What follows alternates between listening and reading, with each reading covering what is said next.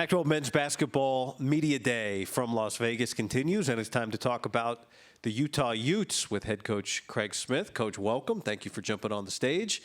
Thank you, Guy. Good to see you guys. Don. Good to see you. How about that intro? That was big time. Are you hyped? You guys are used to it. I mean, this is probably number 8 for you guys, but I'm excited 10. to be here. 10. We're not the ones that get to walk out, though. Finishing, we're going to finish with a flourish, fellas. Strong, man. Let's go. Finishing strong. How you feel about your team? I'm excited, but I feel like everybody in the Pac-12 is excited. I think it's going to be a very strong year for the Conference of Champions, but I'm excited about our team. We're going to look a lot different. We had a chance to go to Spain this summer once every 4 years, right? We can take a foreign trip, and we went to Spain for about 10 days and played 4 games. But we get the most important thing with that was we get 10 practices. And the guys have figured some things out. I like our camaraderie. We're just a lot bigger. We're a lot deeper. We're more athletic.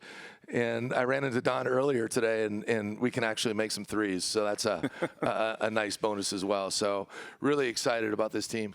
And it's the most experienced group you've had since you've been at Utah, too, right? No question. That was a big thing we were looking for. It's a little bit of a race to get older. The guys that are coming back to our program are veteran guys that over the course of last year and in some cases the course of our first 2 years garnered a lot of experience. And then, like a lot of people, we got into the portal a little bit, a couple familiar faces with the Conference of Champions in Cole Bajema and Lawson Lovering, a JUCO transfer, and then a high school guy as well. And so we have a lot more depth, a lot more experience, and experience that truly matters. And so I think it's going to help us. How much better? Because it seems like he's improved every year. And I remember being at your place early last year, and Brandon Carlson was trying to show everybody that he could make threes. And he had kind of forgotten a little bit about why he was so good before he started making the threes. But it seemed like as the year went on, he found that balance where, I'm going to shoot some, but I can't forget about me being a force inside and all that. So where is he at in terms of what you want to see from him this year? Yeah, I'd say in our first year, so his junior year or his third year, people forget, as a freshman, he made 3 threes. Right? As a sophomore, he made 10. Right. And so then as a junior, with our style of play, we tried to really expand his role. And so you're kind of learning some new things, right? And so every 2-guard wants to be a point guard. Every 4-man wants to be a shooting guard. A lot of 5s want to be a wing, right? And so, but like you said, Don, on the back half of that, he has elite touch, great feet, amazing feet. And then last year, I thought he put it all together. Like, we put him in the block, obviously, a lot. I thought his passing and decision-making really slowed down. And then he shot it well. Tailed off a little bit late. I think some of that was with some of our injuries we had. But he had a great summer. Don, he tested the NBA waters, had a bunch of tryouts. I think he found out a lot about himself. He got exposed with some things, found out where he's really good with some things, had a great summer. His leadership has been unbelievable. He used to be really a quieter guy, and now you walk in that gym and he owns the gym. Like, he has a big-time voice, elite communication on and off the floor, and he knows exactly what is expected. He understands this league inside out and backwards, going into his 5th year. And now in today's day and age, how many guys go and play 4 years at the same school or 5 years at the same school? It's rare to find. There's a few in our league, and certainly he's one of them. Jesse? We're going to go front right to Cindy Brunson. Hi, Coach. Cindy Brunson, Pac-12 Network, NBC Sports. Lynn Roberts is doing a lot of things on her side of the building there at the Huntsman Center. How is that impacting your program now that people in Salt Lake City are remembering we're kind of a basketball town, too, in addition to football? Well, we have an amazing athletic department. Honestly, Lynn is outstanding, and, man, what an unbelievable year. And, this close to getting to the Elite 8 last year and lost to the defending national champions, LSU Tigers, right? But we have an amazing thing going at the University of Utah. Mark Harlan, our athletic director, Sharmal Green, our deputy AD. I mean, you just look across the board. We have, I believe we won 10 championships as an athletic department last year. And so, when I took over this program, leaving Utah State to come to the University of Utah, I really understood the history and the tradition of the men's basketball program. And I don't take that lightly. I'm very proud and humbled and honored to be the men's basketball coach here. My first Final Four game ever was in 1998 in San Antonio when we lost to Kentucky. And that's where we aspire to be. Hano Matala, Michael Doliak, and that whole crew was here about a month ago for the Hall of Fame banquet. And they spoke to our guy, Andre Miller, right? You can go right down the line. The legacy, the legends that have been through this program, the history of success, it matters. And I don't take that lightly. And that's where we're aspiring to be. And so we made progress the first 2 years. We need to make more now, but the standard is to get to the NCAA tournament and win in a big way in the NCAA tournament. And that's where we're aspiring to be. We're going to stay on the right in the third row. Pat? Pat Rooney, Boulder Daily Camera. Coach, you mentioned Lawson Lovering. I wanted to ask, how has he been fitting in with the program and with Brandon back? How do you see him fitting in on the floor this year? Yeah, so the question's about Lawson. I'm really excited about all of our new guys. As a coach, when you recruit these guys, you should be celebrating whenever you sign somebody. Like, you should be that excited about them and what they bring to the table. And certainly we're excited about all of them. I would say all of them are a little better than we thought. And that's a good thing. And Lawson, have followed him throughout his career. He played AAU in the state of Utah, and that was right when I got hired at Utah State. He was a young guy at that time. Obviously a veteran guy, started every game last year in the Pac-12, so he understands the league. Great feet, great hands, big-time mindset, and he's been outstanding. He had an excellent summer. Just keeps progressing. Still scratching the surface, I think, of where he can be, but he puts the time in, and he really wants to be coached. He wants to learn and wants to be coached. I'm excited for his trajectory, and you asked specifically in terms of, with Brandon Carlson, right, a two-time All-League guy, I anticipate us being able to play those two guys together. We just showed Gabe Madsen on that graphic, Craig, and it's not all on him and what happened, but it seemed like last year when he went down and got hurt, that really hurt your offense. It showed how important he was as a floor spacer, a guy you can't leave. And so, where is he at physically, and how big is he going to be for you again this year? Well, if there's anyone that loves scoring, it's this guy to my right, and he could obviously score the ball at a high level.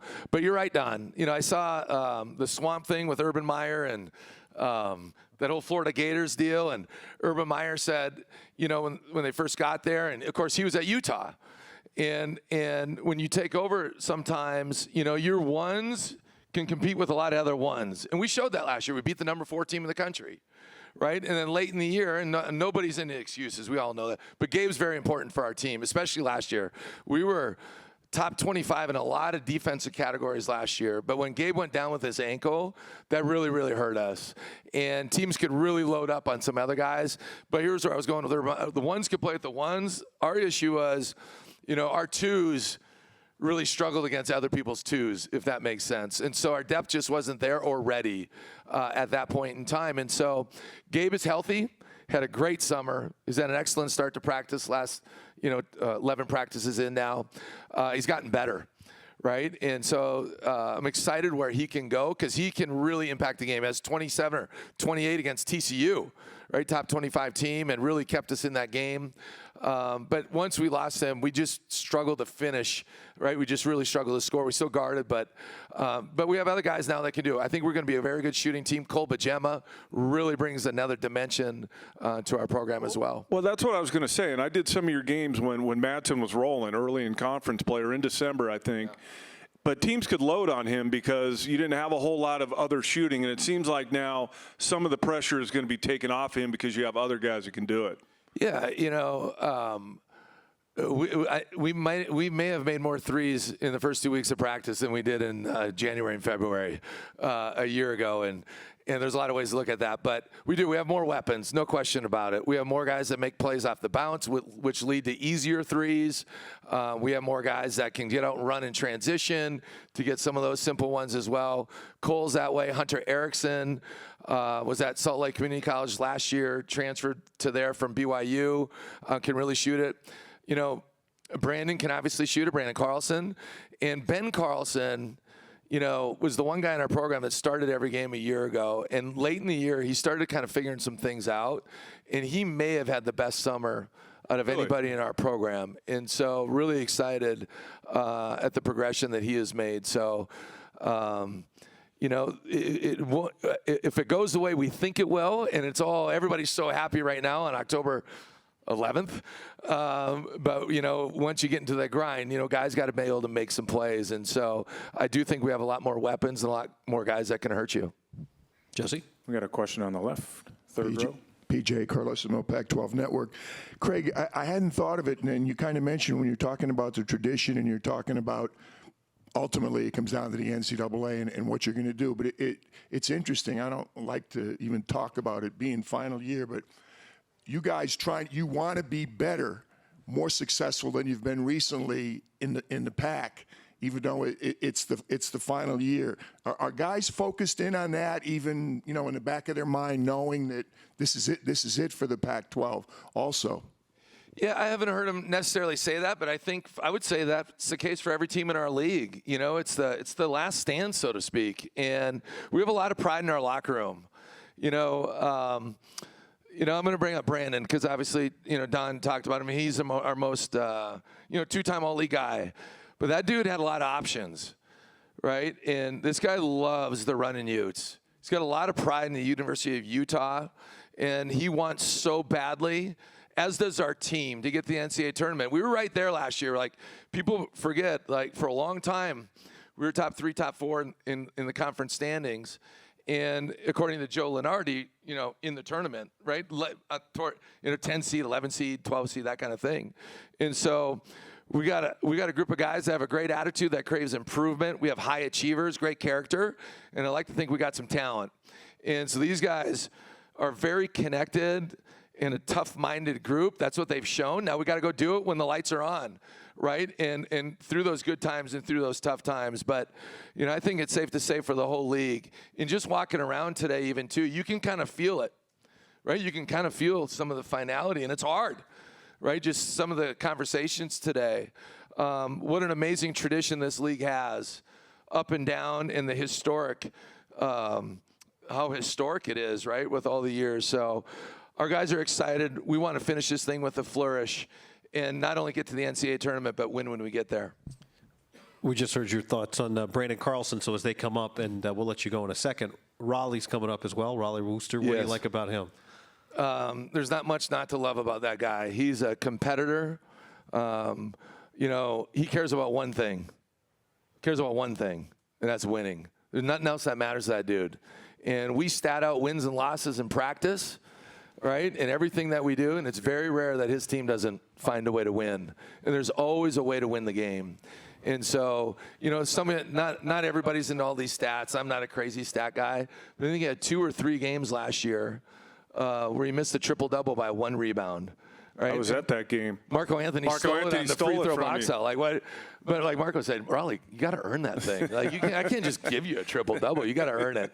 But he does everything. I like to ask guys, hey BC, who do you like to play with? You know, he's almost always going to say Raleigh. Right. Like I don't know if I ask various guys, who do you like to play with? Raleigh. Right? Because he cares about one thing. He's single-mindedness in his mission, so to speak. And so guards the other team's best player most nights, right? Does what he does on the offensive end, and he's a winner. Thanks for the time, Coach. Good luck this year. All right, thank you, guys. Greg. Go Utes.